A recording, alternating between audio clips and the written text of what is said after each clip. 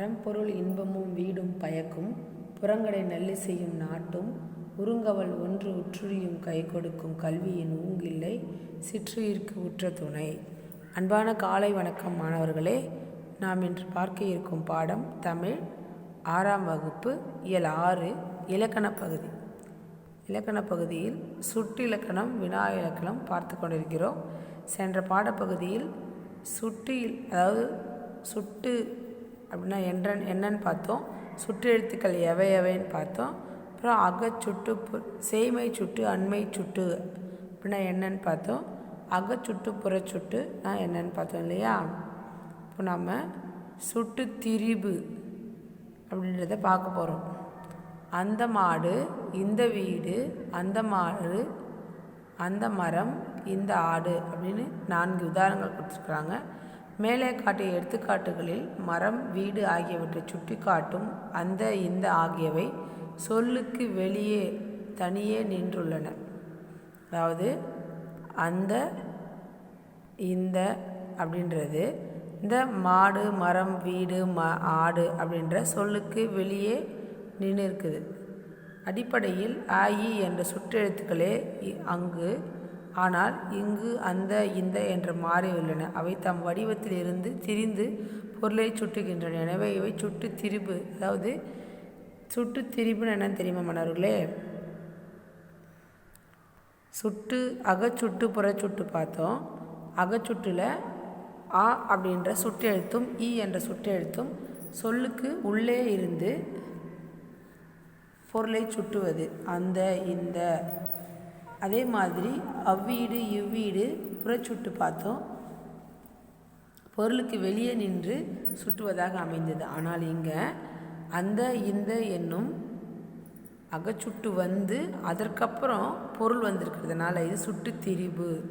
சுட்டு அதாவது அகச்சுட்டு அப்படின்ற சுட்டு அதுவும் எப்படி வந்திருக்குதுன்னா பொருளுக்கு வெளியே வந்திருக்கிறதுனால இது சுட்டு எழுத்தே திரிந்து வந்திருக்கிறதுனால சுட்டு திரிபு. அதாவது அடிப்படையில் ஆ இ என்ற சுட்டு எழுத்துக்களே, ஆனால் இங்கு அந்த, இந்த என்று மாறி உள்ளன.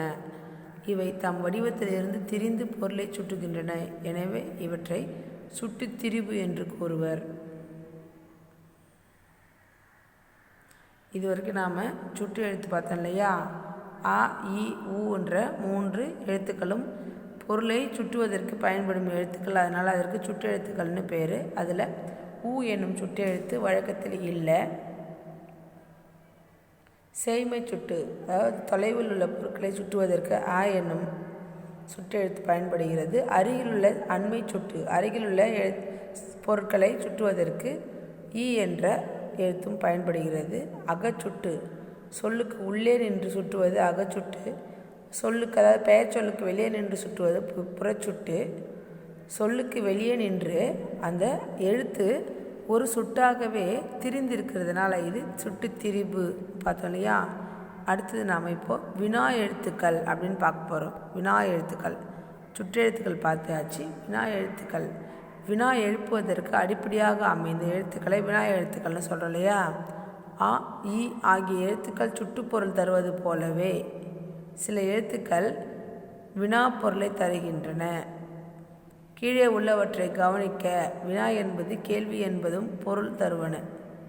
வினானாலும் கேள்வினாலும் ஒன்றுதான்.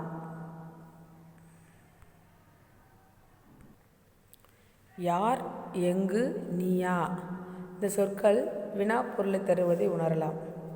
தமிழில் ஆ, ஏ, ஓ, யா ஆகிய எழுத்துக்கள் வினா பொருள் தரும் எழுத்துக்கள் ஆகும்.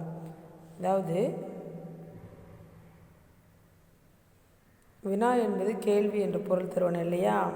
யார் அப்படின்னாலும் எங்கு, நீயா, எதற்கு, எப்படி, இப்படி கேள்வி, அதாவது பதிலை எதிர்பார்ப்பதற்கு நாம் கேட்கப்படுவது கேள்வி. அந்த கேள்வியை அமைக்கக்கூடிய எழுத்துக்கள் தான் வினா எழுத்துக்கள் இல்லையா. அதில் ஆ, ஏ, யா, ஏ, ஓ ஆகிய எழுத்துக்கள் வினா பொருளை தரும் எழுத்துக்கள். இவை வினா பொருள் தருவதால் வினா எழுத்துக்கள் எனப்படுகின்றன. இந்த எழுத்துக்களை வைத்து வினா அமைத்து அந்த வினா பொருளை தருவதனால இது வினா எழுத்துக்கள். வினா எழுத்துக்கள் ஒரு சொல்லை சார்ந்தே வினா பொருளை தரும். தனியாக இயங்காது. ஒரு சொல்லை சார்ந்தே வினாப்பொருள் தரும். ஏ யா ஆகிய இரு எழுத்துக்களும் ஒரு சொல்லுக்கு முதலில் வந்து வினாப்பொருள் தருவன. பாருங்கள், இந்த இரண்டு எழுத்துக்களும் இப்போது எல்லா எழுத்துக்களுமே ஒரு சொல்லை சார்ந்து தான் வினாப்பொருளை தரும் இல்லையா? அதில் ஏ யா ஆகிய இரண்டு எழுத்துக்கள் அந்த சொல்லுக்கு முதலில் வந்து வினாப்பொருளை தரும். எது, எவன், எவள், எவர், எவை, எப்படி, யாது, யாவன், யாவல், யாவர், யாவை. இந்த சொல்லில் முதல்ல வந்து யா ஏ இந்த இரண்டு எழுத்துக்களும் எவ்வரிசை, எம்மனிதர், யார் அப்படின்னு சொல்லுக்கு முதலில் வந்து வினாப்பொருளை தரக்கூடியது இந்த இரண்டு. மொத்தம் 5 எழுத்துக்கள் சொல்லியிருந்தது இல்லையா? ஆ, ஏ, ஏ, ஓ, யா ஆகிய எழுத்துக்கள். அதில் ஏ யா இந்த இரண்டு எழுத்துக்களும் சொல்லுக்கு முதலில் வந்து வினாப்பொருளை தரக்கூடிய எழுத்துக்கள். அடுத்து ஆ, ஓ இந்த இரு எழுத்துக்களும் சொல்லுக்கு இறுதியில் வந்து வினாப்பொருளை தருவன. நானா இன்குட்டலா நா ஆ சொன்னேன். அவனா இன்குட்டலா. நானோ இன்குட்டல் ஓ. வருவாரோ இருகுட்டல் ஓ. அவனா அவளா அவரா அதுவா. அவனோ அவளோ அவரோ அதுவோ அவையோ. இப்படி கடைசியில் ஆ ஆ ஆ ஓ ஓ ஓன்னு இருக்கு இல்லையா? இந்த அவனால் இருக்கிற இன்குட்டலா, இல்குட்டலா, இர்குட்டலா, இவ்குட்டலா, இன்குட்டல் ஓ, இல்குட்டல் ஓ, இர்குட்டல் ஓ, ஈவ்குட்டல் ஓ, ஈக்குட்டல் ஓ அப்படின்னு ஆ ஓ ஆகிய இரண்டு எழுத்துக்களும் சொல்லுக்கு இறுதியில் வந்து வினாப்பொருளை தரக்கூடிய எழுத்துக்கள். மீதி இருக்கிற ஒரே எழுத்து மொத்தம் ஆ, ஏ, ஏ, ஓ, யா ஆகிய 5 எழுத்துக்களில் ஏ யா இந்த இரண்டு எழுத்துக்களும் சொல்லுக்கு முதலில் வந்து வினாப்பொருளை தரக்கூடியது. அப்புறம் ஆ ஓ ஆகிய இரண்டு எழுத்துக்களும் சொல்லுக்கு முதலில் வந்து வினாப்பொருளை தருவனவாக இருந்தன. ஏ அப்படின்ற ஓர் எழுத்து சொல்லுக்கு முதலிலும் வரும், இறுதியிலும் வரும். முதலில் வந்தும் வினாப்பொருளை தரும், இறுதியில் வந்தும் வினாப்பொருளை தரும். அதான் ஏ என்னும் எழுத்து சொல்லுக்கு முதலிலும் இறுதியிலும் வந்து வினாப்பொருளை தரும்.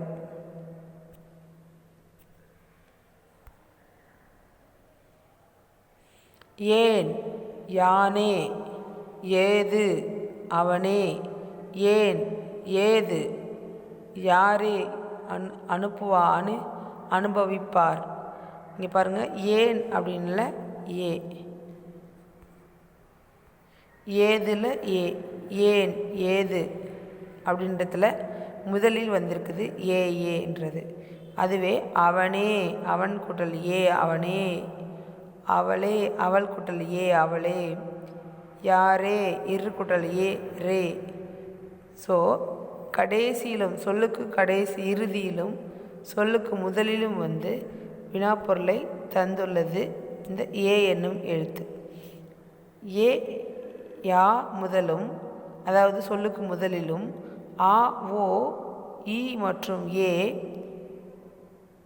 ஆ ஓ இ மற்றும் ஈனா இறுதியில், ஆ ஓ இ அப்படின்னா கடைசியிலையும், ஏ இருவழியும்னா முதலிலும் இறுதியிலும் வினா ஆகுமே. இது நூற்பா.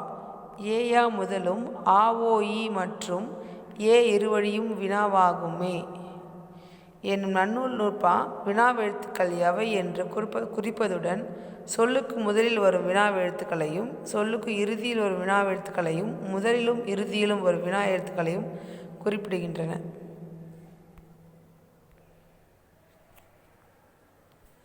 எந்தெந்த எழுத்து சொல்லுக்கு முதலில் வரும்ன்றோம், எந்தெந்த எழுத்து சொல்லுக்கு கடைசியில் வரும்னோ, எந்த எழுத்து முதலிலும் கடைசியிலும் வரும்னு சொல்லிட்டாங்க. அடுத்து அகவினா. சுற்றெழுத்துக்களைப் போலவே அகச்சுட்டு புறச்சுட்டு இருக்கு இல்லையா? அதே மாதிரி தான் சுற்றெழுத்துக்களைப் போலவே சொல்லுக்குள் இருந்து வினாப்பொருளை உணர்த்துவது அகவினா எனப்படும். ஏன், யார், என்ன, எங்கு இதில் ஏ யா அப்படின்ற எழுத்துக்களை எடுத்துட்டோம்னா மீதி இருக்கிறதுக்கு அர்த்தம் கிடையாது. ஸோ அந்த எழுத்து சொல்லுக்கு உள்ளேயே நின்று வினாப்பொருளை தருகின்றது. புறவினான்னு பார்த்திங்கன்னா சொல்லுக்கு வெளியில் நின்று அந்த எழுத்தை நீக்கிட்டாலும் மீதி இருக்கிற எழுத்துக்களுக்கு அர்த்தம் உண்டுனா அது சொல்லுக்கு வெளியில் நின்று வினாப்பொருளை தரக்கூடிய புறவினா எழுத்துக்கள். வினா எழுத்துக்கள் சொல்லுக்கு வெளியே இருந்து வினாப்பொருளை தந்தால் அது புறவினா எனப்படும் இல்லையா. எம்மரம், ஏ கூட்டல் மரம், ஏ கூட்டல் மரம், மரம்ன்ற ஒரு பொருளை தரக்கூடியதாக இருக்குது. ஆனால் ஏனில் ஏ கூட்டல் இன் அப்படின்னு தான் இருக்குது. இன்னுக்கு அர்த்தம் இல்லை. ஸோ எப்பனி, ஏ கூட்டல் பனி, அவளா, அவள் கூட்டலா, நின்றாளா, நின்றாள் கூட்டலா, தருவாளா, தருவாள் கூட்டல் ஓ, தருவாளோ. இது புறவினா. அதாவது வினா எழுத்துக்களை எடுத்துட்டோம்னா பொருள் தந்தால் புறவினா, வினா எழுத்துக்களை நீக்கினால் பொருள் தரவில்லை என்றால் அது அகவினா.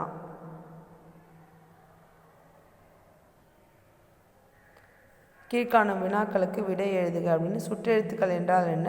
சுற்றெழுத்துக்கள் யாவை? எடுத்துக்காட்டுடன் தருக.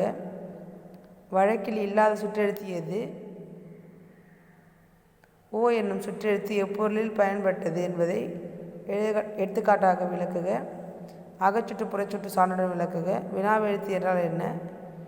எந்தெந்த எழுத்துக்கள் எந்தெந்த சொல்லின் முதலில் நின்று வினாப்பொருளை உணர்த்தும், சொல்லின் முதலிலும் இறுதியிலும் நின்று வினாப்பொருளை உணர்த்தும் எழுத்துக்கு எடுத்துக்காட்டு தந்து விளக்குக. இப்படி 8 கேள்வி கேட்டிருக்கிறாங்க. சுற்றெழுத்துக்கள் என்றால் என்ன? இது முதல்ல பார்க்கலாம். ஒரு பொருளை கையாலேயோ கண் ஜாடையாலோ சுட்டி காட்டினால் சுட்டி எனப்படும்.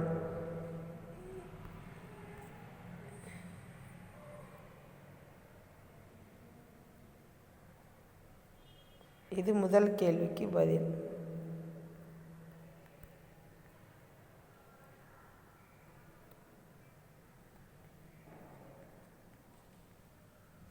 சுற்றெழுத்துக்கள் யாவை? எடுத்துக்காட்டு தந்து விளக்குக.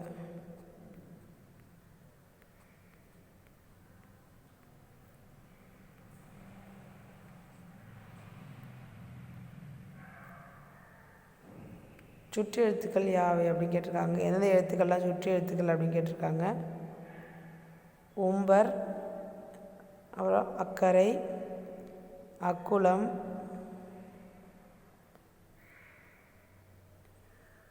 இதெல்லாம் சுற்று எழுத்துக்கள் ஆகும். இரண்டாவது கேள்விக்கு பதில் பாருங்கள். சுட்டு எழுத்துக்கள் யாவைனா ஆ, இ, உ ஆகியவை சுட்டு எழுத்துக்கள். அதான் எடுத்துக்காட்டு தந்து விளக்குனா அப்போது அம்மரம், அப்புத்தகம், இவ்வீடு அப்படின்ற ஒரு 2 உதாரணம் இதை கூட சொல்லலாம். இதில் ஏதாவது 2 உதாரணம் சொல்லலாம்.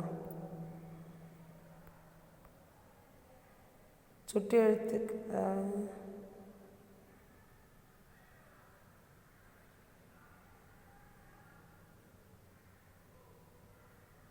அ, இ, உ ஆகிய 3 எழுத்துக்களும் சுற்றெழுத்துக்களாகும். ஊ என்ற சுற்றெழுத்து காலத்தில் பயன்பாட்டில் இல்லை. இது இரண்டாவது கேள்விக்கு பதில்.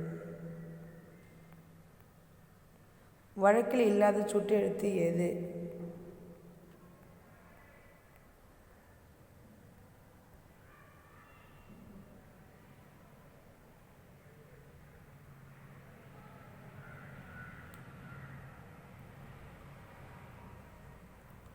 ஊ என்ற சுற்றெழுத்து இக்காலத்தில் பயன்பாட்டில் இல்லை. உதுகான் என்றால் சற்று தொலைவு, உம்பர் என்றால் மேலே என பொருள். சொற்களில் உகர சுற்றெழுத்தாக வந்துள்ளதை காணலாம். இக்காலத்தில் இலங்கையில் வாழும் தமிழர்கள் மட்டும் உகரச்சுட்டை பயன்படுத்துகின்றனர். தமிழ் மொழியில் உலக உகரச்சுட்டு இடம்பெறுவது இல்லை.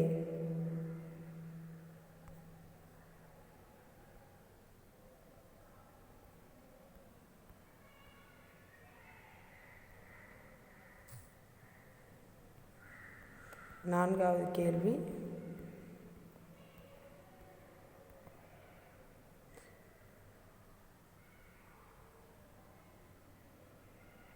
அடுத்த கேள்வியெலாம் அடுத்த பாட வேளையில் பார்க்கலாம்.